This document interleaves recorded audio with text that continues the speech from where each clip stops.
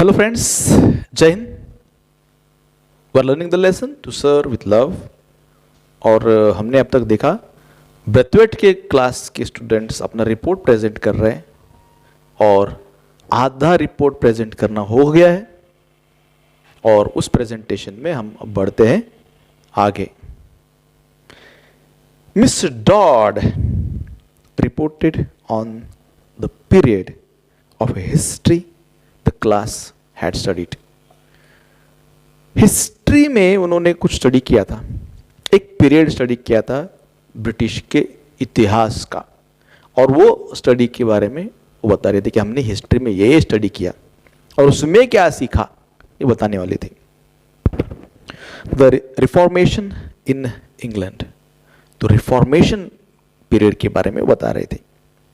She told of the struggles of men of independent spirit.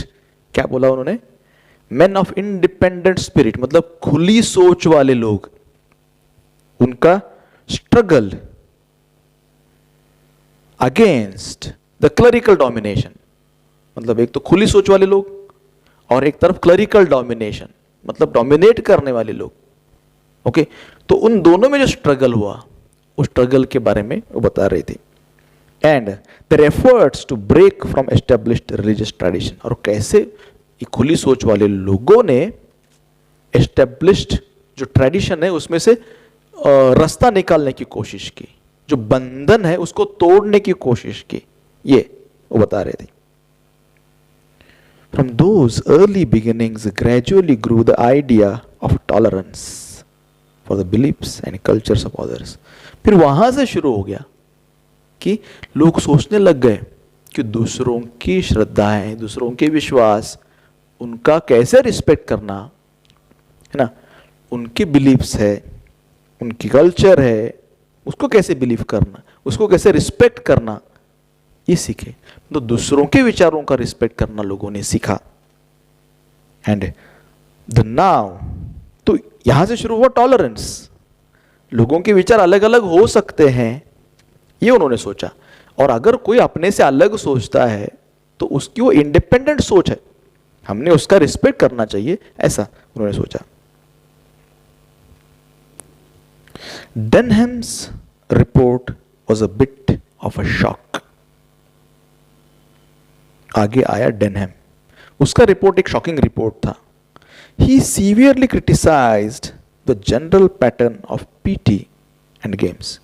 तो जो school में जिस तरह से PT होता था, फिजिकल ट्रेनिंग होता था और गेम्स होते थे, बोले इसका पैटर्न बहुत गलत है, ऐसा उसने बोला।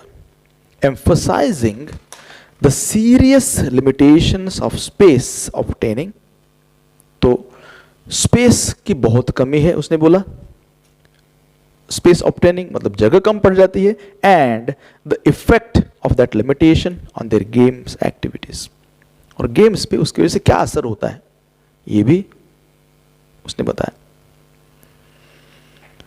ही complained that the PT was ill conceived. Ill conceived means very badly planned, बहुत बुरी तरीके से प्लान किया गया इसको, ऐसा उसका बोलना था। एंड पॉइंटलेस मतलब यूजलेस है, कोई फायदा नहीं है उसका, ऐसा बोलना चाहता था। कैसा पीटी है, there is no use of this thing. And the routine monotonous, and again what did he say about the routine, it is monotonous. Monotonous मतलब वही वही वही वही बार बार होता है, जैसे आपने स्कूल में पीटी किया होगा तो वही ऐसा करो, हाथ ऊपर, हाथ साइड में, है ना, ऐसा ऐसा ऐसा ऐसा, ये जो है it is the routine, it is very boring, monotonous, वही वही होता है, ऐसा उसका बोलना था।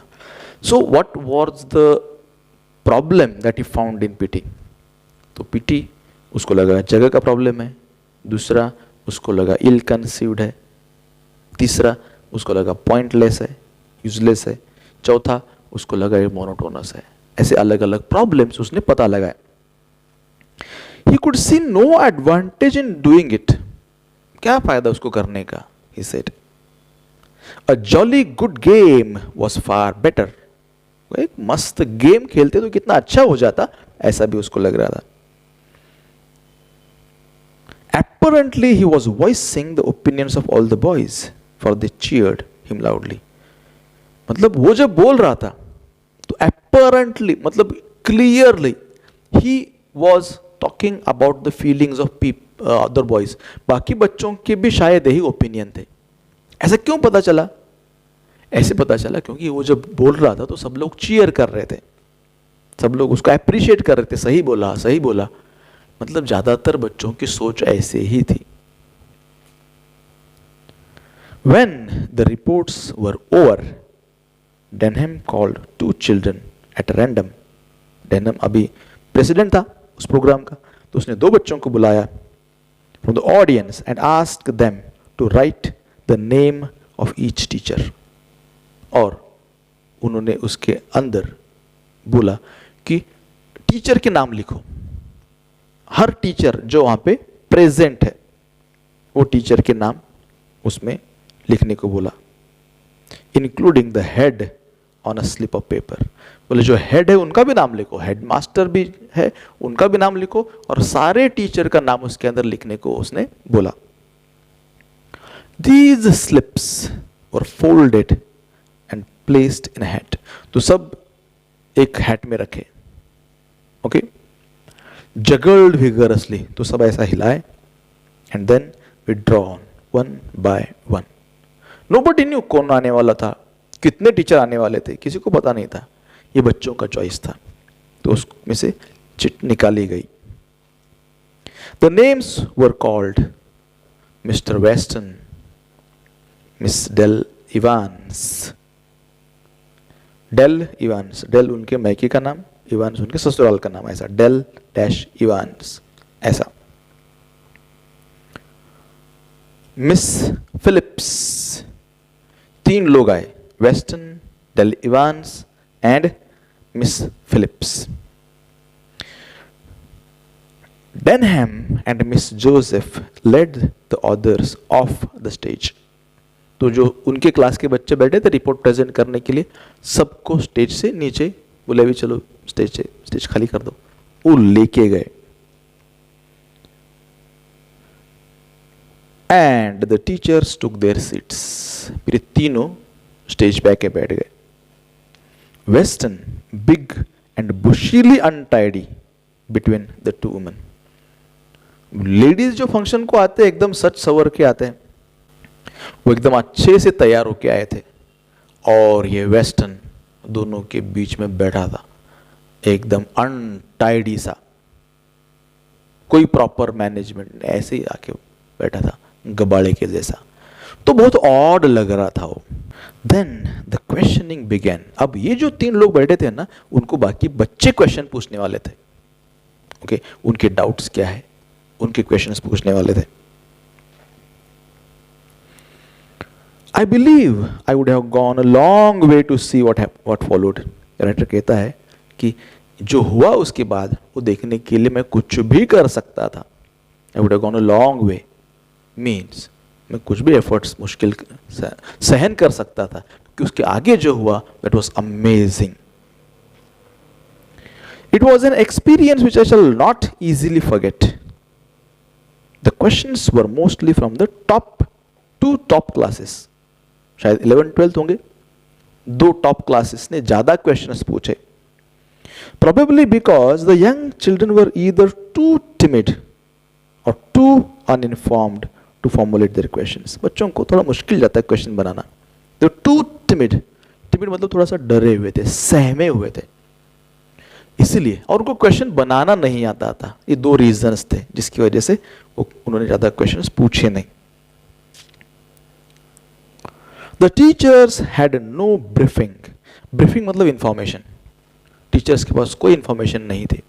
मतलब क्वेश्चन कौन से आएंगे, क्या आएंगे, नो इंफॉर्मेशन. और उनको ज्यादा जानकारी भी स्कूल के बारे में नहीं थी, ऐसा लग रहा था. And were often caught out stammering in their indecision. And बात करते समय ऐसा लग रहा तो लड़खड़ा रहे हैं, प्रॉपरली बोलना नहीं आ रहा उनको, ऐसा उनके बिहेवियर की तरफ देख के लग रहा था. But here again I received a big surprise. Writer को फिर से सरप्राइज मिला वहां पे. The frilly seemingly brainless, frilly मतलब थोड़ा सा डेकोरेटिव कपड़े पहनने वाले, सीमिंगली ब्रेनलेस, ब्रेनलेस मतलब not intelligent, dull, some sort of foolish, जो दिख रही थी वो दिख रही थी लेकिन वैसे नहीं थी वो. Brainless Miss Euphemia Phillips proved to be the coolest and best informed of the three. तीनों में से वो सबसे coolest, coolest मतलब she was smartest and best informed, proper जवाब दे रही थी. She dealt with questions put to her with candor, मतलब वो honestly, openly सारे question के answers दे रही थी. And would often intervene skillfully to assist one of the others without causing embarrassment. और वो जो दोनों उनके कॉलीग्स थे, डेल इवांस और वेस्टन, उनको भी कभी कभी मदद करती, और मदद भी ऐसी करती कि उनको एम्बेरस नहीं होना. She would help them. Weston cut a very ridiculous figure, means he had a very bad impression. वो अच्छे से बोल नहीं पाया. He had a bad impression in the face of Denham's blunt criticism. In the face of मतलब Denham ने एकदम bluntly criticise किया. ब्लंट मतलब विदाउट इमोशंस, क्रूयली क्रिटिसाइज किया. एंड फर्नमन्स एड्रॉइट क्वेश्चनिंग, एड्रॉइट का मतलब होता है क्लेवर एंड स्किलफुल, उसका क्लेवर क्वेश्चंस थे. He found himself completely non plussed. तो उन दोनों के सामने उसने हथियार डाल दिए वेस्टन ने. He seem to be nonplussed. Nonplussed मतलब very confused. And tried to bluster his way out with a show of offended dignity. So वो सुपीरियरिटी दिखाने के लिए वो रास्ता छोड़ के जा रहा था. मतलब he was not able to control himself. Bluster का मीनिंग इसके पहले भी हमने देखा हुआ है, इसके पहले केस में. तो he was not able to answer the questions properly and bluster his way out with a show of offended dignity. जैसे उसकी डिग्निटी को आहत किया हो किसी ने, तो उस तरह से वो उसके आत्मसम्मान को ठेस पहुंचाई हो, वैसे वो बोल रहा था. He could not effectively support the PT exercises for which he was partly responsible. तो PT फॉर्मुलेट करने में, स्ट्रक्चर बनाने में वो भी शामिल था, लेकिन उसको सपोर्ट नहीं कर पाया कि PT क्यों सही है. As having any definite physical advantage, वो बोल नहीं पाया कि इसका फिजिकल एडवांटेज क्या है.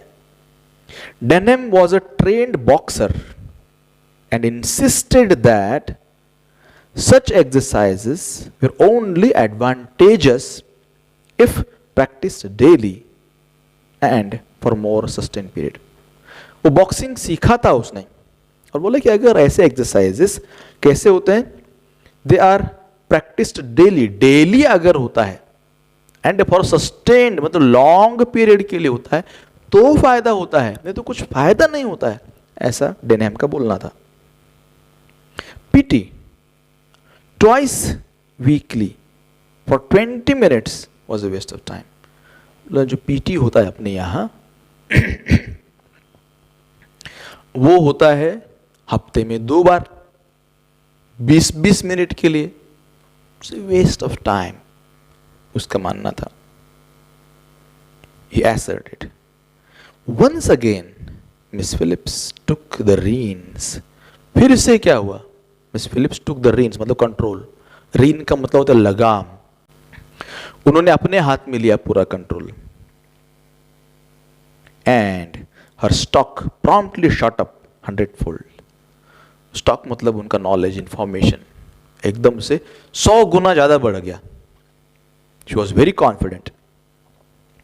She reminded the school that every subject, including PT and games, had been carefully considered and fitted into the teaching timetable. बोलते हैं कि हर चीज पीटी को लेकर, पीटी भी including PT, all subjects are properly planned, उन्होंने सबको बताया, into the teaching timetable so that each student received maximum benefit from it. हर बच्चे को ज्यादा से ज्यादा बेनिफिट हो, ऐसा उन्होंने बोला. The school with its limited facilities must be considered in terms of the greatest good for the greatest number. बोलते हैं कि स्कूल के पास जो रिसोर्सेस है वो लिमिटेड है, तो बच्चों ने समझ लेना चाहिए कि इस लिमिटेड रिसोर्सेस में स्कूल 100% काम नहीं कर सकती, जितना है उतना कर रही है, और सबने इसका ध्यान रखना चाहिए, ऐसा उन्होंने बोला. And it would be beyond anyone's powers to please everybody. और ये सबके पावर में नहीं है, सब ऐसा नहीं कर सकते कि सबको खुश करें, एक साथ आप सबको खुश नहीं कर सकते, स्कूल भी नहीं कर सकता. She said, some of you, she concluded, fixing Denham with innocent eyes. तो डेनहम की तरफ ऐसे इनोसेंटली घूर के देखते हुए उन्होंने बोला, आप में से कुछ लोग are fortunate in your own fine physical development. आप में से कुछ लोग फॉर्चुनेट है, आपका फिजिकल डेवलपमेंट अच्छा है, आपकी फैमिली अच्छी है, आप पर्सनल ट्रेनर ले सकते हैं, ऐसा वो बोलना चाहते थे. And do not really need the few meagre helpings. आपको नहीं लगते क्या? फ्यू मीगर, मीगर का मतलब होता है वेरी फ्यू, सिंपल, बहुत कम. Meagre helpings of PT and games which the school can offer. तो आपको जरूरत नहीं है उस चीज की, क्योंकि आपके पास सब कुछ है, आप प्राइवेट ट्रेनिंग ले सकते हैं. You are fortunate. Try to remember that there are others for whom our program is ideally suited. लेकिन और भी बच्चे हैं स्कूल में, वो ऐसा नहीं कर सकते. This programme is for them, उनके लिए परफेक्ट है, ऐसा उन्होंने बोला. It may be that some of you older boys might even be able to help in that respect. ऐसा भी हो सकता है कि आप लोग ट्रेनिंग लेते हैं तो आप भी इन बच्चों की मदद कर सकते हैं ना, ऐसा उन्होंने उसको थोड़ा सा मक्खन लगाया, उसकी तारीफ भी की कि तुम्हारी कंडीशन अच्छी है और क्यों ना तुम भी हेल्प करो दूसरों को, ऐसा बोला. बहुत ही इंटेलिजेंट जवाब उन्होंने दिया था. Denham was not to be put off by these sugary remarks. Not to be put off, मतलब discouraged. Sugary remarks कहा है यहाँ पे, क्योंकि यहाँ पे जवाब देते समय मिस फिलिप्स ने डेनहम की तारीफ की थी कि तुम्हारे पास सब है, अच्छी फिजिक है, ट्रेनर भी ले सकते हो, तुम मदद क्यों नहीं करते. लेकिन डेनहम तैयार था, ये इस तरह से जो मिठे बोल से वो पिघलने वाला नहीं था. एंड रोज इन रिप्लाई, और उसने फिर जवाब दिया. Then why do we have to do PT. हमको पीटी क्यों करने के लिए बोलते हैं? अगर हमारे सब कुछ ठीक ठाक है तो हमने क्यों पीटी करना? Why don't they take only the kids who need it. समझो अभी हमको जरूरत नहीं है तो हमको क्यों पीटी कराते? फिर उनको कराओ जिनको जरूरत है. The rest of us can have a game of football और समथिंग. हम और कुछ कर सकते हैं. Why to make it compulsory for us because you don't need it, he said. Instead of doing a lot of daft things that is no good for us. Daft मतलब silly, foolish. ऐसे foolish चीजें करने से अच्छा है हम कुछ और करें. This was a poser. Poser मतलब a question that is very difficult to answer. इसका जवाब देना, ये प्रॉब्लम सॉल्व करना बहुत मुश्किल था. ऐसा क्वेश्चन उसने पूछा और वो सही था. अगर ठीक है फिर कंपल्सरी मत करो, जिनको करना उनको करने दो, जिनको नहीं करना उनको मत करने दो. ऐसे क्यों नहीं करते फिर? ऐसा उसका क्वेश्चन था. But she came right back at him. लेकिन मिस फिलिप्स भी हार मानने वाली नहीं थी. वो तुरंत जवाब के साथ आई. हर बेबी ब्लू आईज ट्विंकलिंग इन हर डिलाइट, तो उसकी बेबी ब्लू आंखें चमक उठी। और जब इंसान के पास किसी क्वेश्चन का करेक्ट आंसर रहता है ना, तो उसकी आंखें चमकती है, कॉन्फिडेंस आंखों में झलकता है। तो मिस फिलिप्स की आंखें चमक गई। In her delight at this crossing of staves, crossing of staves, staves is the plural of staff. Staff मतलब लकड़ी, लकड़ियों का टकराना, ऐसा इसका मीनिंग है यहां पे, मतलब टकराव, झगड़ा, फाइट। तो यहां पे जैसे टकराव शुरू हो गया तो खुश हो गई, क्योंकि उसको मालूम था ऐसे हालत में कैसे निपटना। Let's say it is as much an exercise of the mind as it is of the body. Then बोला, ऐसा क्यों नहीं सोचते हम, it is an exercise of mind as well as of body. जितना ये बॉडी का एक्सरसाइज उतना माइंड का भी एक्सरसाइज है ये। उसने बोला, the whole timetable in this school is mean to help you in the world after you leave here. Timetable कैसे बनाए मालूम है क्या? जब तुम स्कूल छोड़ के जाओगे तो बाहर की दुनिया में जाने के बाद भी तुमको जीने में आसानी हो, इसलिए बाहर की दुनिया में आने वाली मुश्किलों का अभी तुमको हम सॉल्यूशन दे रहे हैं, उसे कैसे निपटना है सिखा रहे। कैसे? वो बताती है। And doing what you are told in spite of not liking it is a part of training. और कभी कभी क्या होता है, एक आध चीज हमको पसंद नहीं आती, फिर भी करना पड़ता है दुनिया में। और वो कहती है कि हम वही सिखा रहे हैं। जैसे अभी पीटी तुमको पसंद नहीं है, फिर भी तुमको करना पड़ रहा है। तो जब तुम बाहर दुनिया में जाओगे तो ऐसी चीजें भी तो मिलेंगी ना कि जो तुम नहीं चाहते हो, लेकिन करना पड़ रहा है। वो सब इसमें है।